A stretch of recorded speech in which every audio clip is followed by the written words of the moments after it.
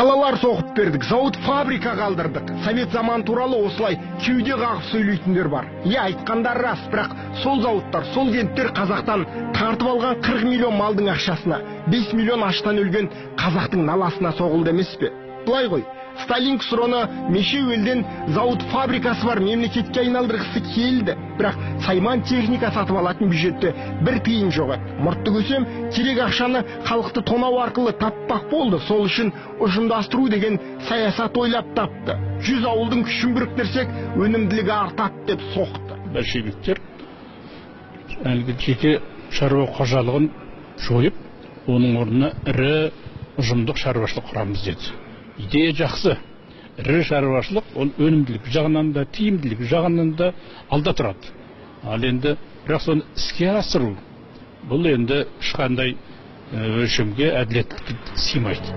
Не керек колхоз дейтін резервацияға қазақты қамағасын малының бәрін үкіметтікі деп жариялады. Сосын скотовод, овцевод, Москва мясасынды қасапханаларды салып тастап, қазақтың малын сұраусыз сойып соғымын Еуропа елдеріне сатты. Түскен ақшаға зауыт фабриканың жабдықтарын сатып ап жатты. Қасапханалар ет дайындауда осылай рекорд орнатып жатқанда қазақтар шетте аштан қырылып жатты. Ауыл қожалықтық бір ауыл екен, сонда барып кішкене жан сақтадық. Сонда мал сойып жатыр екен әгі ауыл. Сонда айналайын, мына бала машина өретін бол, ана теріңнен кішкене шетінен берші деген ғой. Соңына бездеріңді лақтырылған бездеріңді берші деген ғой. Соңына лақтырылған бездерін, терінің шелін қырып алып, сонымен жан сақтадық. Безді жедім, осы күнен бездің дәм аузынан кетпейді. Американ ғалымы Марта Брилолкат ұжымдастыру дегенің бар жоғы орыс переселендеріне жер аршып берудің тәсілі ғана еді. Жер аршу дегеннен шығады.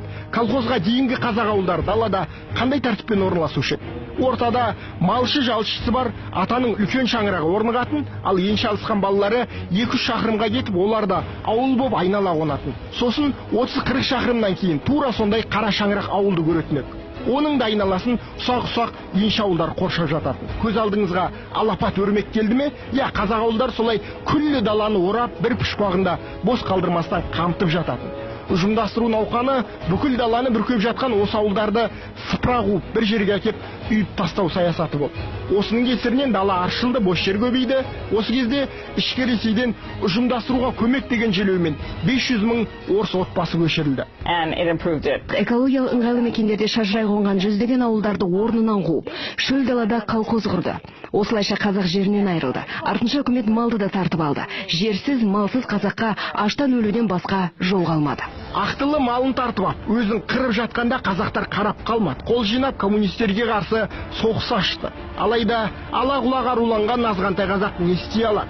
Көтерілістің барлығы аяусыз жаншылып қанға батырылды. Ар жағы қасірет, құлдық кеп, бірде-екі ру ғана атысып, шабысып, қырылып жүріп шетелге шығып кетті. Өзінің басты қорегі малынан, табыс көзінен айырылған қазақ қоғамы құлдырап кері кетті. Жұмысқа тұрам, нан табам деп қалаларға келген аш қазақтарды үкімет арнайы жасақ құрып, аң құсатып аулағаны туралы деректер бар. Адамзат тарихында мұндай геноцид көрген халық жоқ.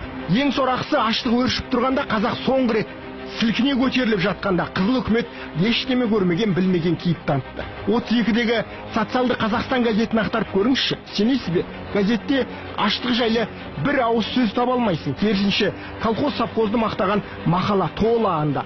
Қазақтың түбіне жете жаздаған саясатты мақтату, жырлату, социалистік системаның ғана қолынан келетін мұғжиза шығар бәлкім. 37 жылы ұсталып 38-де атылған Жанайдар Сәдуақас былай дейді.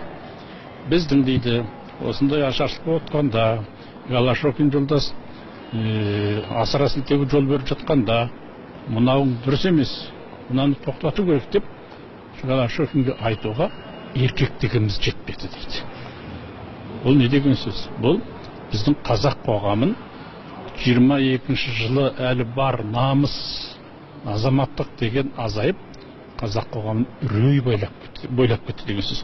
Бизон болмаса үндісте болмайды дейтін америкалық тәжірибені большевиктер бізге пайдаланды. Миллиондаған мал кәмпескеленгеннен кейін қазақ даласында екінші ақтабан шұбырынды орнады. Аштықтан есі кеткен адамдар бір үзім нан іздеп темір жолды жағалады, қалаларға ұмтылды. люди, голода, беженцы. Ашаршылықтан бас сауғалаған арқа қазақтары Қарағанды қаласына қарай ағылды. Бірақ босқындарды мұнда ешкім қабылдамады. Ал сол кезде шақтығы адам жетпей жатқан. Иванов деген исполком басшысы аш қазақты жұмысқа алудың орнына соны Белоруссиядан, ішкі Ресейден адамдар әкелуге тапсырма берді. Жендеттер қалаға кірмек болған аш жалаңаш қазақтарды пулеметтің жаңбырдай жауған оғымен қарсы алды. Қазақтың малының ақшасына салынған қалаларға қазақты кіргізбей қойды. Қазақтың көбі сол жылдары Алатау асты Ферғана барып, сол жерде өз балаларын астыққа немесе бір үзім нанға айырбастағандар көп болды. Ал көше алмаған, кете алмаған жұрт арасында адамның етін жеу басталды. Өздеріне қол салғандар да көп болыпты. Кім білет, осылай істесем, көңілдегі күнәһар ойды көрге ала кетем деп ойлаған шығар ол кісілер. Я, ашаршылық қазақты мүлдем басқа халыққа айналдырып жіберді. Әсіресе ұлтымыздың руханияты санасы қатты мертікті. Психолог Кнут Гамсун ашаршылыққа ұрынған халық қанша арпалысса да өткен өмірін өзінің кім екенін есіне түсіре алмайды, тіпті ойлай алмайды дейді. Былайша айтқанда аштық мәңгүрт етеді дегені ғой. Малы мен жаны талауға түскен құлай меден далада тиерге тұяғы қалмай өзегі талған қанша қазақ аштан өлді екен. Статистика не дейді? Совет одағы біз идеологиясында homo sovietikus деген бар. Біз совет адамы жаратамыз. Ұлттық негізі жоқ. Тек совет адамы дегенді. Сондықтан бұның орындайтын орын 15 республика ішінде Қазақстан. Неге? Бұның халқы көшпелі, тұрақты мәдениеті жоқ. Басындағы алаш қайраткерлерін, басы оққан зияларын алып тастасақ, кейінгілер идеология еріп, бұдар бұрынғы өзінің ұлттық мәдениеттен айырылып, біз қолдан жасаған совет мәдениетін бұны үйретіп аламыз деп ойлады да. Сондықтан бізде ашаршылықтың да болғаны сол. Неге? Халқын азайтайық, басқа халықтарды кіргізейік, араластырайық, содан бір жасанды халық пайда етеміз деп ойлады.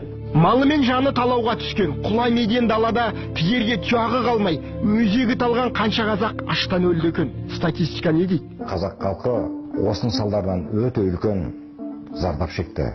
1911 жылғы жасалған санақ бойынша қазақ халқы сол кездерде түрік халықтарының ішінен Осман түріктерінен кейінді екінші орын алып тұрған екен. Сол кездерде қазақтардың саны 8-8,5 миллион болған екен. Ал осы ашаршылықтың салдарынан 1939 жылы жасалған санақ бойынша қазақтардың саны күрт түсіп 2-4 миллион қазақ қана қалған екен. Яғни біз сол ашаршылық жылдарында өзіміздің халықтың 70%-ын жоғалтқан екенбіз.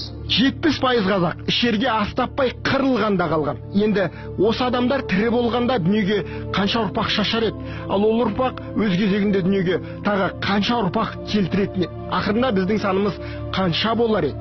Мына кең даланы лықа толтырып отырар ма еді? Кім біледі? Оны ойлаудың өзі қасірет. Шамамен біз 60 миллионға барып қалар едік. Ал 60 миллион халқы бар мемлекет, бұл өзінің ішкі нарығы бар. Өз товарын өзіне өткізе алатын, өзі емін еркін асырай алатын мемлекет қой. Біз халқымыздың аздығынан өнеркәсіпті ме, товар өндіруді ме, үлкен масштабқа қоя алмай отырмыз. Осыншама зобалаңның кесірі ғой. Тілімізді ұмытып, ең сорақы мінезді болмысты бойға сіңіріп алдық. Ал енді қазақтың жақсы ұлтқа айналуға мүмкіндігі бар ма? Әрине бар. Ең бастысы біз тарихтың ең ауыр өткелектерінен жүгіміз ауса да аман өттік. Содан соң біздің санымыз көп қазір. Болашақта небір ұлы тұлғалар тудыратындай көп. Алайда уақыт керек. Уақыт дегенде де бейбіт тыныш уақытты айтып отырмыз. Осы үшін ғой президентіміз жанталасып жүргені. Ол уақыттың қазаққа жұмыс істеп тұрғанын білет. Енді 20 жыл осындай барақатты бейбіт күн болса, қазақтың пассионарлық қабілеті қайта оянады. Міне, біздің болашақ туралы үмітіміздің тиянағы осы. Нұрбек Бекбау, басты бағдарлама.